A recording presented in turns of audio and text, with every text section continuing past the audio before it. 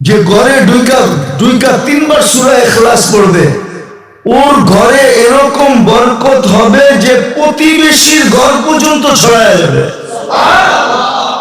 ওই বরকত যায়া উছলায়া বোঝেন কি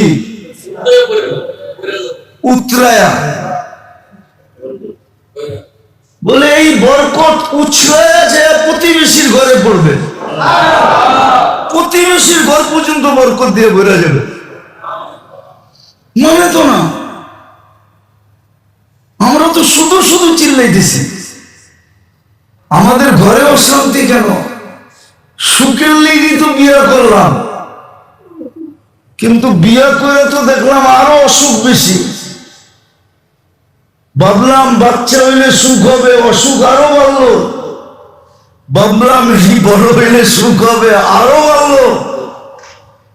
ভাবলাম বিয়া শাদী হয়ে গেলে আরো সুখ হবে, বিয়া শাদী দিলাম, আরো বাড়লো।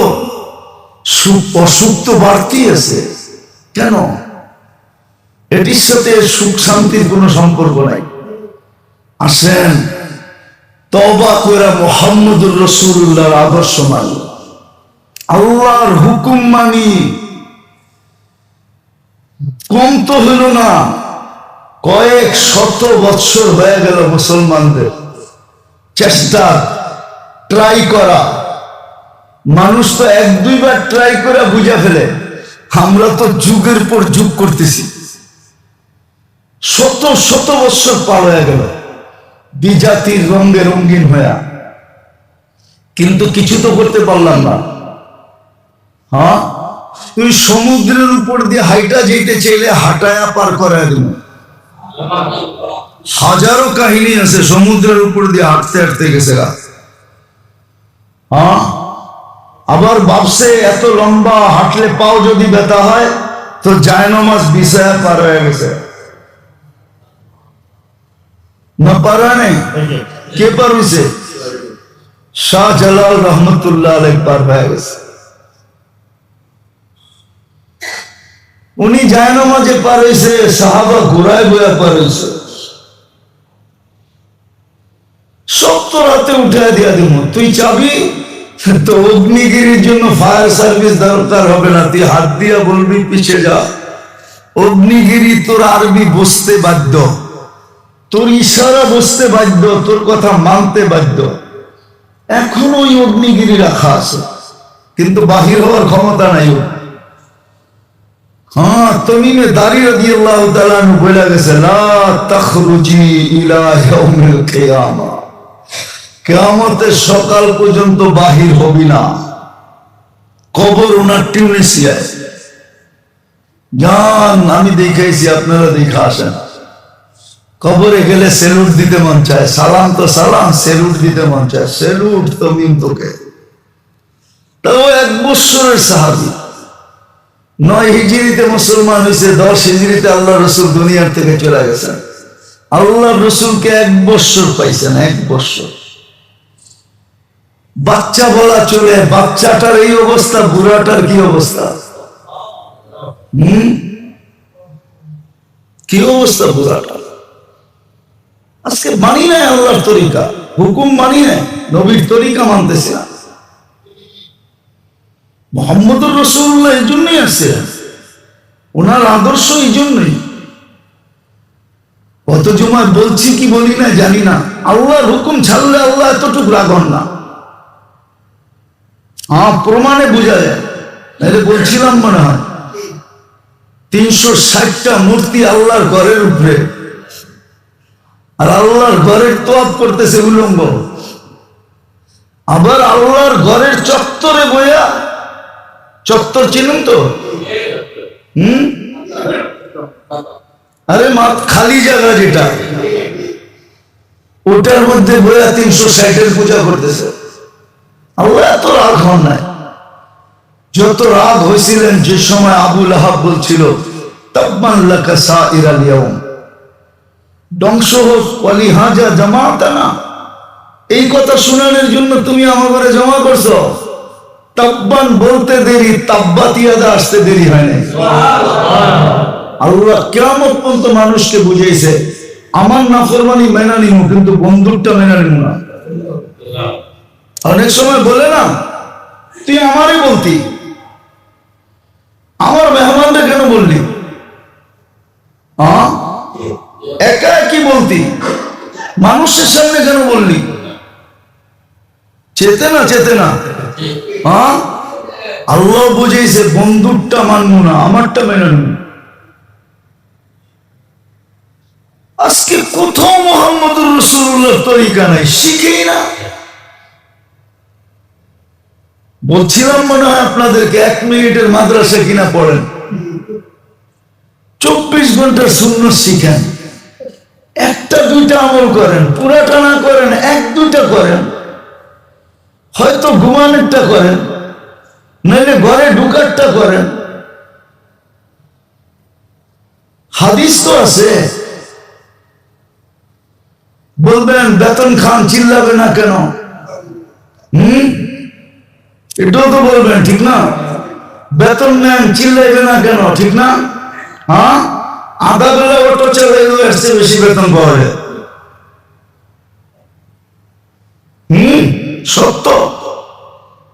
ঢাকা শহর তো অটোর অবস্থা দেখলে আমার তো মনে হয় সরকারের দরকার ঘোষণা দেওয়া, গিনিস বুকে নাম লেখানো, যে অটো শহর দুনিয়াতে একটা আছে, সব গাড়ি অফ করে দিয়ে অটোই চালাইতে দেওয়া দরকার।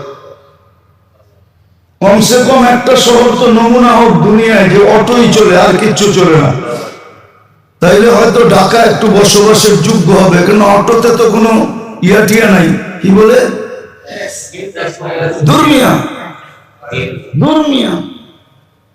গ্যাস জ্বললে, অয়েল জ্বললে, তেল জ্বললে বায়ু নষ্ট হয় না? কি একটা বাইরে জানি গাড়ির থেকে, ধোঁয়া বাইরে। আরে ধোঁয়া কালো আর সাদাও, ধোঁয়া তো ধোঁয়াই। এটারে জানি ইংলিশে কি একটা শব্দ বলে, যেটা এলাকাকে দূষণ করে, দূষণ যুক্ত করে, বায়ুকে নষ্ট করে। তো যেটা বুঝাইতেছিলাম মেরে দোস্ত, এই জন্যই বুঝাইতেছি আপনাদেরকে। ওই কথার থেকে বাহির হয়ে গেছি যে বুঝাইবেন না কেন, বেতন তো নেন, ঠিক না? আধা বেলা অটোটা চালাইলে কামায় নেওয়া যায়, আর অটো চালানো কোনো ব্যাপার না, ইজ্জত যায় না অটো চালাইলে। মজদুরি কোনো ইজ্জত যাওয়ার জিনিস না। কিন্তু মেরে দোস্ত, বুঝাইতে তো কৃপণতা করতেছি না, কিন্তু জাতি তো বোঝে না যে আজকে আমাদের এই দুরবস্থা কেন। শুধু এতটুকু করেন নাই যে বাধ্য করেন না। বাধ্য যদি করতেন তাহলে আমাদের স্বাধীনতা থাকতো না। ইচ্ছার স্বাধীনতা যেটা আমাদেরকে দিয়েছেন, যে কমসে কম আমরা ইচ্ছা করতে পারি, হোক আর না হোক। বাকি সৃষ্টির ভিতরে তো ইচ্ছা করার ক্ষমতাও নাই। ইচ্ছা করার মতো যে আইসি, ইচ্ছা করার মতো যে একটা শক্তি, এই শক্তিটাও আল্লাহ কোনো সৃষ্টিতে দেন না। আমরা ইচ্ছা করতে পারি, হোক আর না হোক। হ্যাঁ, এটাও সত্য, মানুষের ইচ্ছা যখন আল্লাহর ইচ্ছার অধীন না হবে, বা মানুষের ইচ্ছা অনুযায়ী প্রতিফলিত করা যতক্ষণ পর্যন্ত আল্লাহ না চাবে, ততক্ষণ পর্যন্ত হবে না। ওমা তাশাউনা ইল্লা আন ইয়াশা আল্লাহু রাব্বুল আলামিন। এটাই আল্লাহর পক্ষ থেকে ঘোষণা। কিন্তু হ্যাঁ, আমরা ইচ্ছা করতে পারি, ইচ্ছার স্বাধীনতা আছে, ইচ্ছা করার মতো ক্ষমতা আছে, কিন্তু বাকি সৃষ্টির ইচ্ছা করার ক্ষমতাও নেই যে সে কোনো কিছু ইচ্ছা করবে। কতটুক করতে পারবে যতটুক তার ভিতরে সেট করে দেওয়া আছে, বা যতটুক আল্লাহর হুকুম, যতটুক করতে বলছেন অতটুকুই করতে পারবে, তার বাহিরে কিছু করতে পারবে না। তো আল্লাহ মানুষকে বুঝাইছেন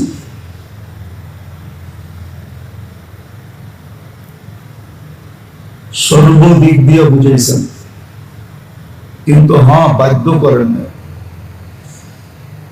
বাধ্য করলে অন্য সৃষ্টির মতো আমাদেরও নড়াচড়া শুরু হতো না। যেই কাজে লাগায় রাখতেন ওই কাজে লেগে থাকতে হতো, চাই বিশালত্ব যতই হোক। এক এক সৃষ্টির বিশালত্ব দেখলে এই ছোট ব্রেনেও আসে না, এত বিশাল কি করে হইল। যদি সৃষ্টির বিশালত্ব দেখতে যাও, আর আল্লাহর বিশালত্বের তো কোনো কথাই নেই। আল্লাহ কত বড়, আল্লাহু আকবার, যেটা আমাদেরকে শিখাইছেন এটা কত বড়।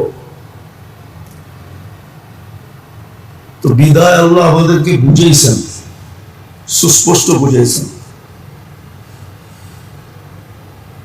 যেমন কোরআন একটা অক্ষরিক কোরআন, আর একটা হলো বাস্তব কোরআন। মুহাম্মদুর রাসূলুল্লাহ সাল্লাল্লাহু আলাইহি ওয়াসাল্লাম এটা বাস্তব কোরআন,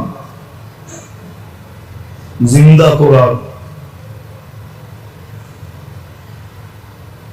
অক্ষরিক কোরআনকে বাস্তব ভাবে বুঝাইছেন আমাদেরকে। আর এটার কারণ এটাই যে মানুষ যেন দামি হয়, দাম দিয়া অস্তিত্ব দিছি, দাম যেন অক্ষুণ্ণ থাকে। শ্রেষ্ঠত্ব দিয়ে অস্তিত্ব দিছি, শ্রেষ্ঠত্ব যেন অক্ষুণ্ণ থাকে। অনেক সময় হয় আপন জনকে কারো কাছে দিয়া এই কথাই বলে দেয়, দেখো আমার যেন ইজ্জত থাকে। এরকম হাজারো প্রমাণ আছে। ছেলেকে, ভাইকে, বাইনাকে, বাতিজাকে কারো কাছে দিয়ে এই কথা বলে, দেখো আমার যেন ইজ্জত থাকে। এই শব্দটা তো আল্লাহর জন্য শোভনীয় না, ব্যবহার করা যায় না। আল্লাহ শ্রেষ্ঠত্ব দিয়ে এটাই বুঝেছে যে আমার শ্রেষ্ঠত্ব যেন, আমার ঘোষণা যেন অক্ষুণ্ণ থাকে।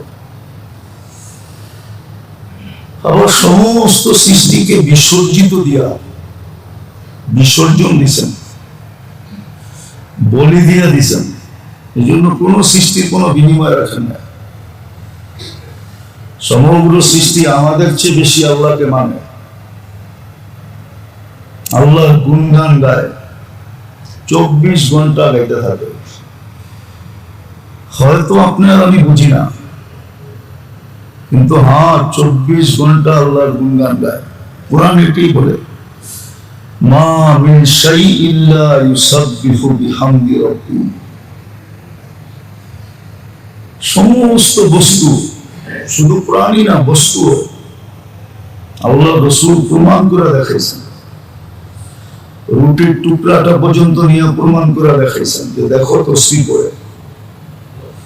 পাথর নিয়ে দেখাইছেন তসবিহ পড়ে। তরুলতা থেকে নিয়ে সমস্ত বস্তু, খড়ের কুটাটা পর্যন্ত আল্লাহর গুণগান গায়, বালুর পানাটা পর্যন্ত আল্লাহর গুণগান গায়। কোরআন এটাই বলছে, ওয়ালাকিন লা তাফকাহুনা তাসবিহাহুম। কে কি বলে এটা তোমরা বুঝবে না,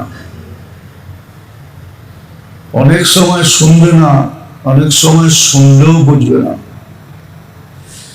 2-4টা প্রস্ফুটিত হয়েছে, উদ্ঘাটিত হয়েছে, 2-4টা আমরা জানি যে এটা এটা বলে, এটা এটা বলে, বাকি আমরা জানি না। কিন্তু 24 ঘন্টা তসবিহ পড়া সত্ত্বেও কোনো বিনিময় নেই। 1.25 লক্ষ নবীদের কাছে ওহী নিয়ে আসছেন আর ওহী নিয়ে গেছেন। জিবরিল আলাইহিস সালাম এই দায়িত্বে ছিলেন, আজও হাজারো দায়িত্ব পূরণ করতেছেন, কিন্তু কোনো বিনিময় মিলবে না, এক বিন্দু বিনিময় নেই। আল্লাহর এত নেয়ামত, কিন্তু কোন নেয়ামত ভোগ করে দেখবে না যে কোনটায় কিরকম স্বাদ। জিবরিল আলাইহিস সালাম খায় না, কোন নেয়ামত চাইখা দেখবে না। জান্নাত নেয়ামত দিয়ে ভরা, ভরা থাকবে, কিন্তু জিবরিলের সুযোগ হবে না গাছের একটা ফল চেখা দেখুক কেমন মজা। না কোনো বিনিময়, না কোনো প্রতিদান, কিন্তু ডিউটি 24 ঘন্টা। আল্লাহ মানুষকে বুঝাইছেন, ইচ্ছা স্বাধীনতা খর্ব করতে পারেন না। ইচ্ছা স্বাধীনতা খর্ব করে দিলে আল্লাহ কোরআনে ইঙ্গিত দিছে, তোমাদেরকে সোজা করা আমার কোনো ব্যাপার না। লাশাআল্লাহ লাজালাকুম উম্মাতান ওয়াহিদা, একটা দেশে শত মতবাদ, ঠিক না? কি ইসলাম কয়টা? দল কয়টা? ইসলাম তো একটাই, ঠিক না? দল এতটি হবে কেন? বুঝার বিষয়। ইসলাম কয়টা? নবী কয়জন? কিতাব কয়টা? দল কয়টা? আল্লাহ বলে আমি পারি তোমাদেরকে সোজা করতে।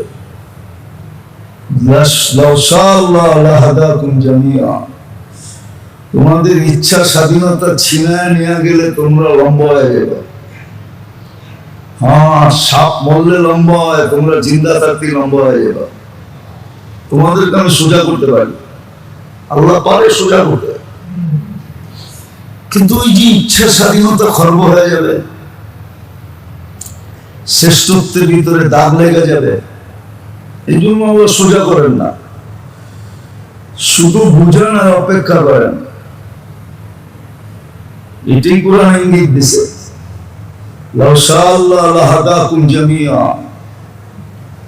তোমাকে সঠিক রাস্তায় আনতে বেশি সময় লাগবে না, তুমি দৌড়ে আইসা সঠিক রাস্তায় দাঁড়ায় যাবে।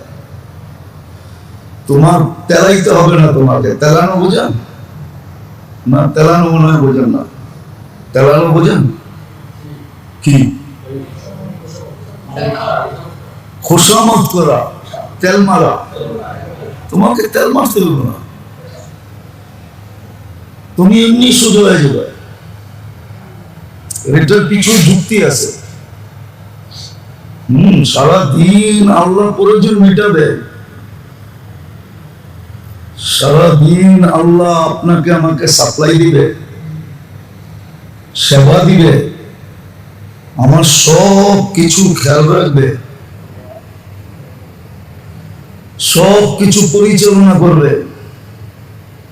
শিক্ষিত মানুষ তো শিক্ষা কাজে লাগায় না, ও শিক্ষা কাজে লাগানো দরকার ছিল। কোরআন ইঙ্গিত দিছিল, অফি আনফুসিকুম, তুই তোরে নিয়ে ভাব, নিজের নিয়ে ভাবে না, সারাদিন অন্যের নিয়ে ভাবে।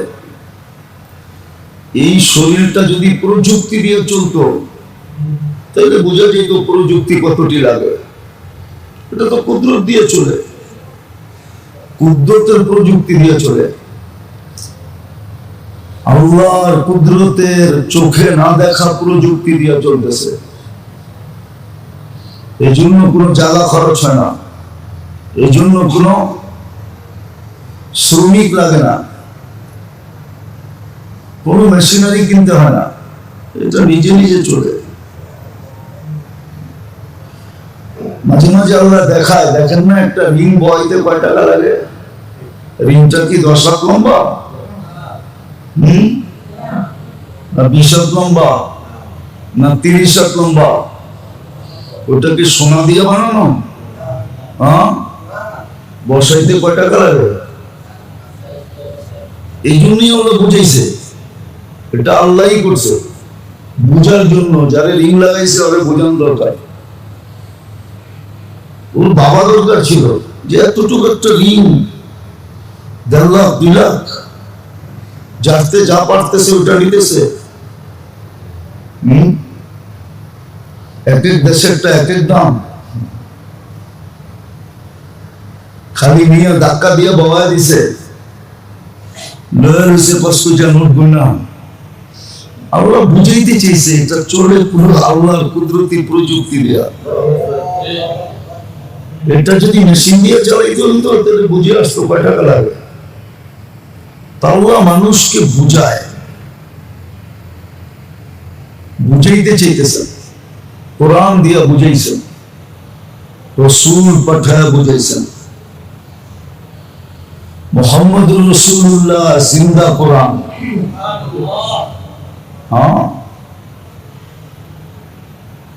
কোরআন হলো অক্ষরিক কোরআন, আর মুহাম্মদুর রাসূলুল্লাহ জিন্দা কোরআন। আমাদেরকে বুঝাইছেন, আমাদেরকে দামি বানানোর জন্য,